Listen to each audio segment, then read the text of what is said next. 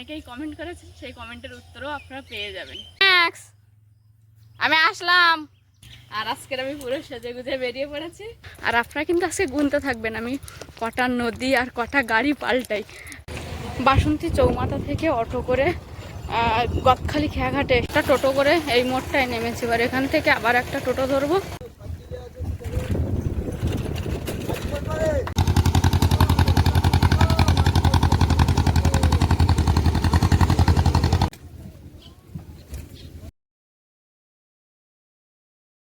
নমস্কার, আপনারা সকলে ভালো আছেন তো? আবারও ফিরে এলাম নতুন গন্ধে নতুন ছন্দে সাথী বিপ্লব ব্লগের আরও একটা সম্পূর্ণ নতুন পর্বে। ভারত তথা পৃথিবীর সর্বত্র থাকা সকল দর্শক বন্ধুকে জানাই অনেক অনেক স্বাগত। আর যে সকল দর্শক বন্ধু প্রথমবারের জন্য এই সাথী বিপ্লব ব্লগটি দেখছেন, যদি ভালো লেগে থাকে একটু সাবস্ক্রাইব করার অনুরোধ রইল। লাইক কমেন্ট শেয়ার করে আমাদের সঙ্গে জুড়ে থাকুন। চলুন ভিডিওটা দেখাবো। তার আগে একটু দেখাবো গত রাতে ভাই বাগান বাড়িতে জল দিয়েছে সেই ক্লিপিংগুলো, তারপরে আস্তে আস্তে আজকের দিনের ভিডিওটা শুরু করব। এখন সারাদিনে প্রচণ্ড রোদ থাকে, আর ওই রোদের তাপে মাটিটাও গরম হয়ে যায়। এই সময় জল দিলে গাছের ক্ষতি হয়, তাই ভাই এই যে রাতের বেলা এখন জল দেবে, পাইপ সেট করছে, পুকুরে মোটর বসিয়ে বাগানে জল দেওয়া হবে রাতের বেলা। ভাই বাগানের কাজ করবে, তাই ভাইয়ের দাদা যে হেডলাইটটা পাঠিয়েছিল কোনো কারণে কারণবশত লাইটটা ব্যবহারের অযোগ্য হয়ে যাচ্ছিল। ভাই আবার সেটাকে দোকান থেকে সারিয়ে এনে এখন এই বাগানের কাজে ব্যবহার করবে। ভাই যে হেডলাইটটা ব্যবহার করেছে এটা কেনার পরই বাড়ি এনে যখন ব্যবহার করা হচ্ছে তখন থেকেই ভেতরের যে একটা বাল্ব থাকে সেটা খারাপ হয়ে গেছিলো, যে কারণে এর ফোকাসটা একটু কমে গেছে। অন্য একটা বাল্ব ভাই আবার ওখানে দোকানে নিয়ে গেছিলো, গিয়ে সেখান থেকে লাগিয়ে নিয়ে এসছে টর্চটার মধ্যে, কিন্তু সেইভাবে আর জ্যোতি নেই। সারাদিনে জল দিলে গাছের তো একদিক থেকে ক্ষতি হবে এই গরমের সময়, তার উপরে আরও একটা সুবিধা, রাতের বেলা হয়তো একটু কষ্ট হয়, কিন্তু জল দিলে গাছের গোড়ায় জলটা বেশিক্ষণ থাকবে আর বেশ ভালো গাছের জন্য।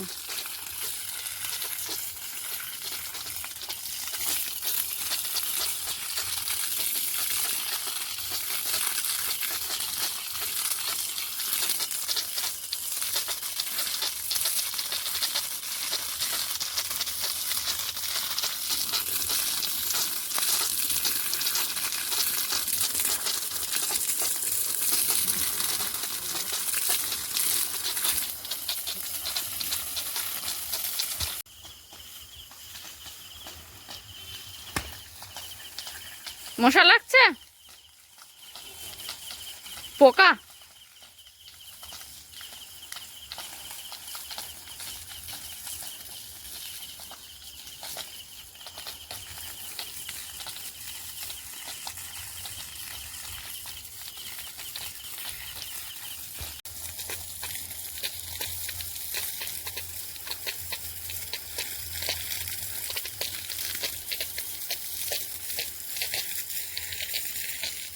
একটা কুনো ব্যাঙ বাগানের মধ্যে থেকে লাফিয়ে যেখানে ওল রোয়া হয়েছে সেই খড়ের মধ্যে ঢুকে যাচ্ছে আস্তে আস্তে।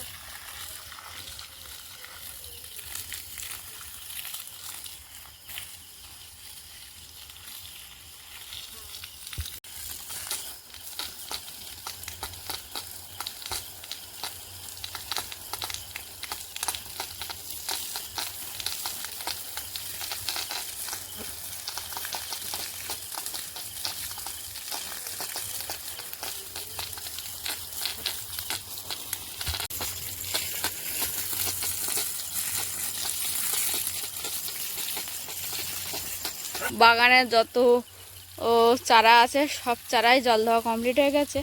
আর এই শাকগুলো তো খুবই ছোট, যে কারণে ডাইরেক্ট পাইপ দিয়ে জল দিলে শাকের গোড়া উড়কে যাবে, গিয়ে শাকগুলো নষ্ট হয়ে যাবে। তাই এই যে জলটা ঝোড়ার উপরে ফেলছে, সেইখান থেকে একটু একটু করে শাকের গোড়ায় পড়ছে, তাহলে শাকের গোড়াটা উড়কেও যাবে না আর শাকগুলোও ভালো থাকবে।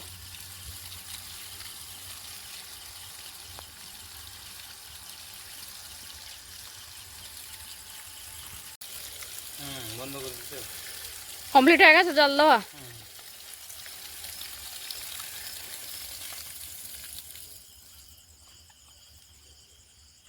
আজ উঠেছি অনেক সকাল সকাল 5:30টার সময়, কিন্তু উঠেই গোছ গাছ শুরু করছি। আবার বেরোবো, আমি বাড়ি থেকে একটু ঘুরতে যাব।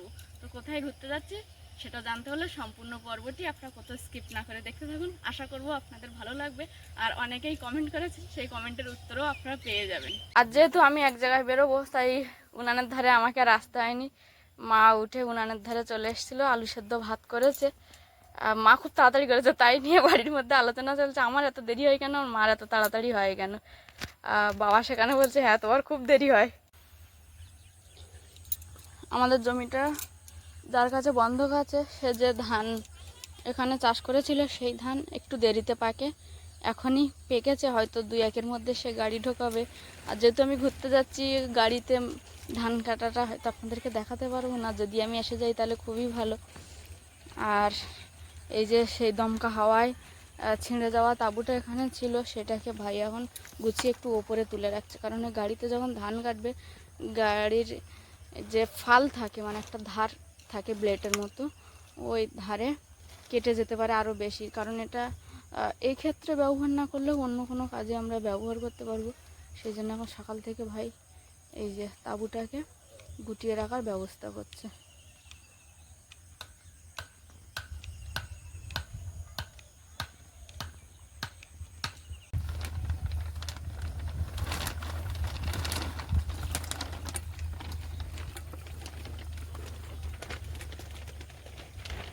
এখন যেহেতু গরমকাল পড়ে গেছে, তাই আমাদের বাড়ির এই বাচ্চারা খুব সকাল সকাল পড়তে আসে। আর কেউ বাকি আছে রে? রাখি আর মিষ্টি বুনু পড়তে আসেনি?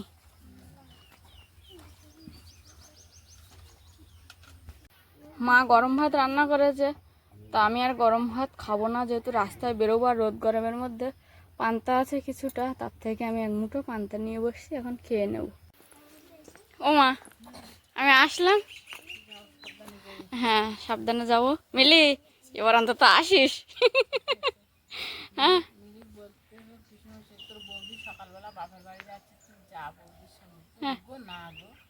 এরকম বলেছিস মিলি?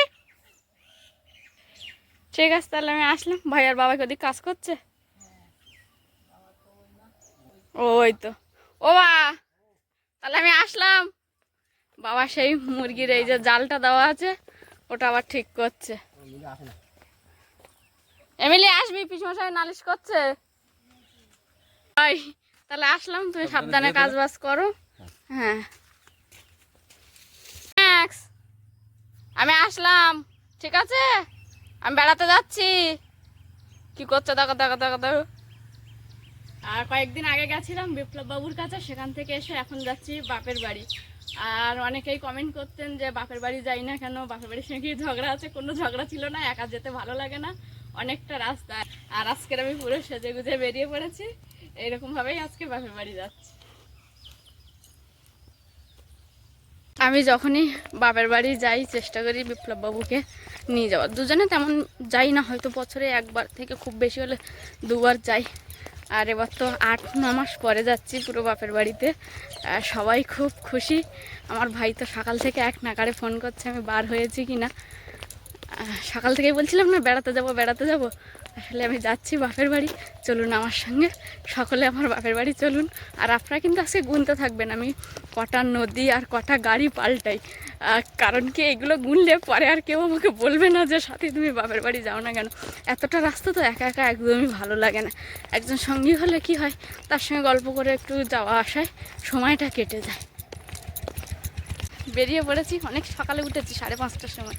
উঠে রেডি হয়ে বার হতে হতে, কিচ্ছু করিনি বাড়ির কাজ, তবুও রেডি হয়ে বার হতে হতেই 7টা 10-20 হয়ে গেছে। আমাদের বাড়ি থেকে হেঁটে বাজারে এসছি, আর এই ম্যাজিক ধরে আমি বাসন্তী চৌমাথায় নামবো। ম্যাজিকটা ছাড়তে দেরি আছে, 8:10-এ ছাড়বে, আর এখন বাজে 7টা, 7:30, প্রায় 40 মিনিট মতো বাকি আছে। বালিখাল থেকে ম্যাজিকটা ছাড়লো 8:15।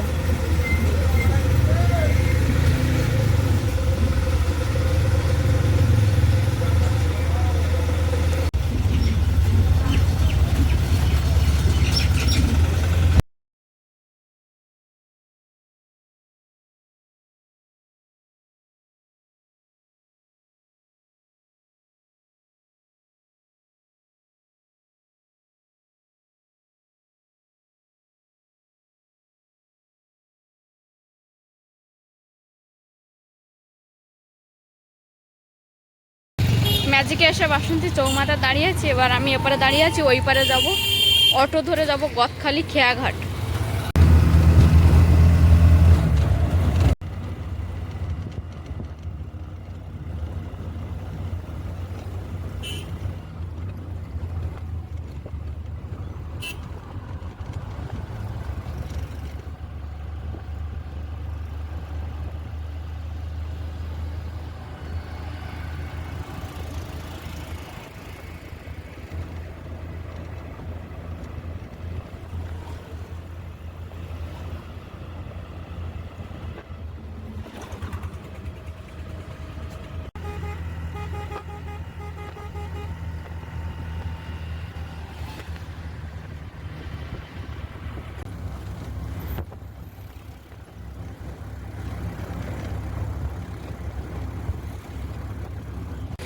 বাসন্তী চৌমাথা থেকে অটো করে গদখালি খেয়াঘাটে, গদখালির ওপারে বসবাস।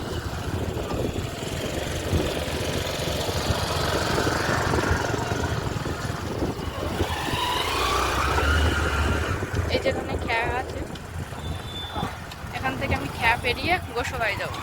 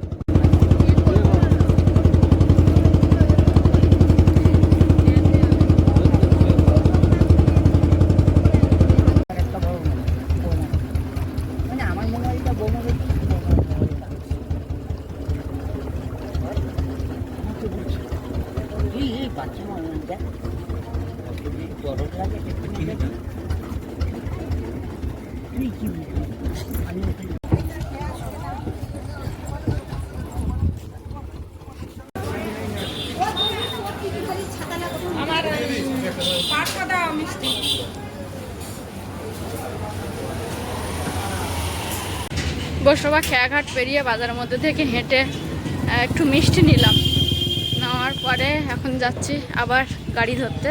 ওখান থেকে টোটো করে একটা শিব মন্দির আছে সেখানে নামবো। বাজার থেকে একটু মিষ্টি নিয়ে এসে টোটোয় বসছি, এখান থেকে এখন যাবো শিব মন্দিরের কাছে।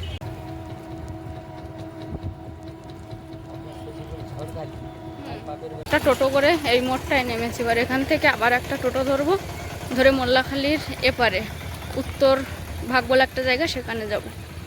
বসবা বাজার থেকে টোটো করে এসে এই মোড়টায় নেমে এখন আমি আবার একটা টোটোয় বসছি, এটা যাবে মোল্লাখালীর এপার।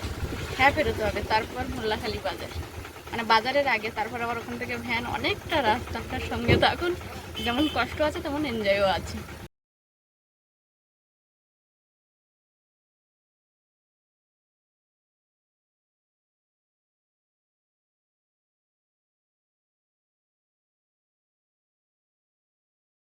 টোটো থেকে নেমে এই যে খেয়া পেরোতে খেয়াঘাটে চলে এসেছি, খেয়াও এপারে আছে।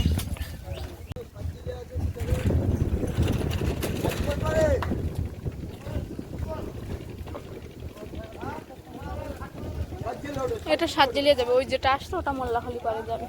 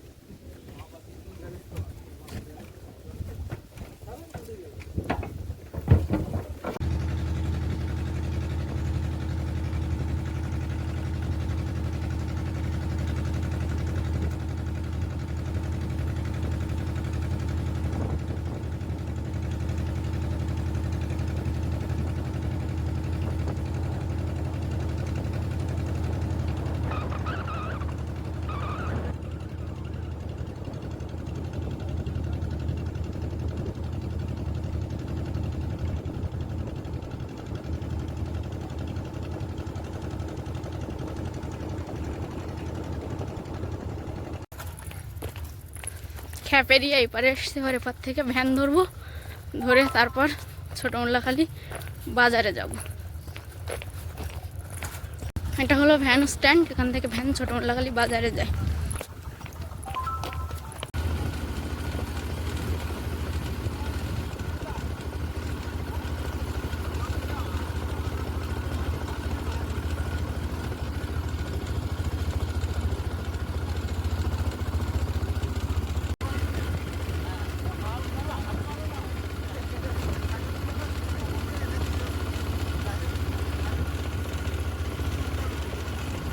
ভ্যান থেকে ছোট মোল্লাখালী বাজারে নেমেছি, বাজার থেকে একটুখানি হেঁটে গিয়ে আবার একটা টোটো করে তারপর খেয়াঘাট আমাকে যেতে হবে। ওই ভ্যান থেকে নেমে একটুখানি এসে আবার এখান থেকে একটা ইঞ্জিন ভ্যান করে খেয়াঘাট যাব।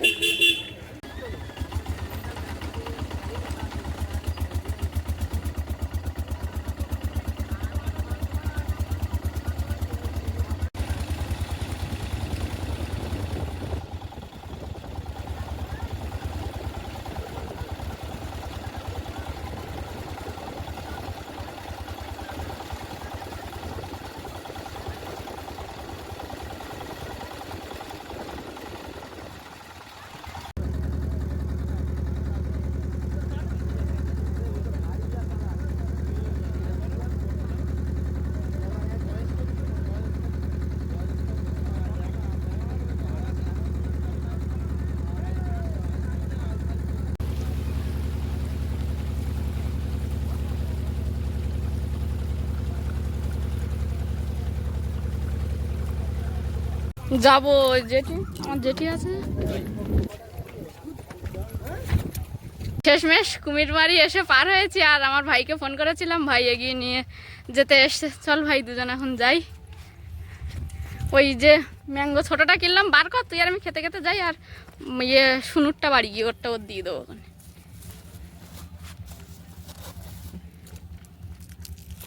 তোরটাও তুই খেয়ে নে, খেতে খেতে যাই দুজন গল্প করতে করতে। এই হচ্ছে আমার ভাই, দেখে মনে হচ্ছে আমার দাদা।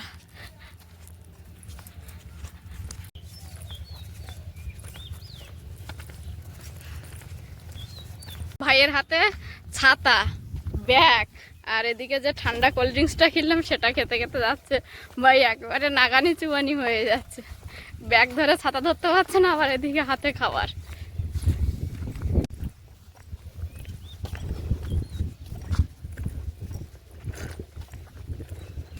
এটা হচ্ছে আমাদের বাড়ির পেছন, আর পেছনের রাস্তাটা এই ঢালাই রাস্তা, এটা দিয়ে এখন ভাই আর আমি দুজন হেঁটে যাচ্ছি। এই যে আমাদের বাড়ি, ঢুকে গেলাম। এ হচ্ছে আমাদের বাড়ির সব থেকে ছোট ভাই বোনদের মধ্যে সেই ম্যাঙ্গো জুস, যেটা ভাই আর আমি রাস্তায় খেয়েছি, আর ওর জন্য একটা কিনে এনেছিলাম, এখন ওকে দিয়েছি, আর ও বসে বসে খাচ্ছে। খা।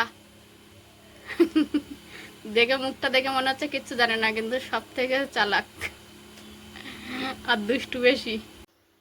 বাপের বাড়ি অনেকদিন পরে এসছি, আর পৌঁছে গেছি। এই যে যেগুলো এনেছি, এটা টক দই এনেছি, আর বাবা একটু টক দই খেতে ভালোবাসে, তাই টক দই। আর এখানে 2 ঘরের জন্য মিষ্টি আছে, কাকাদের আর আমাদের। আর এইটা হচ্ছে সেই ঘাস, আর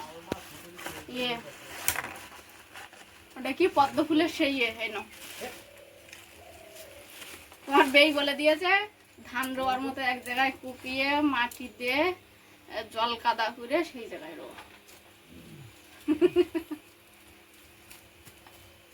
পৌঁছালাম, এখন একটু ড্রেস চেঞ্জ করি, তারপরে আপনাদের সকলের সঙ্গে একে একে পরিচয় করিয়ে দেবো।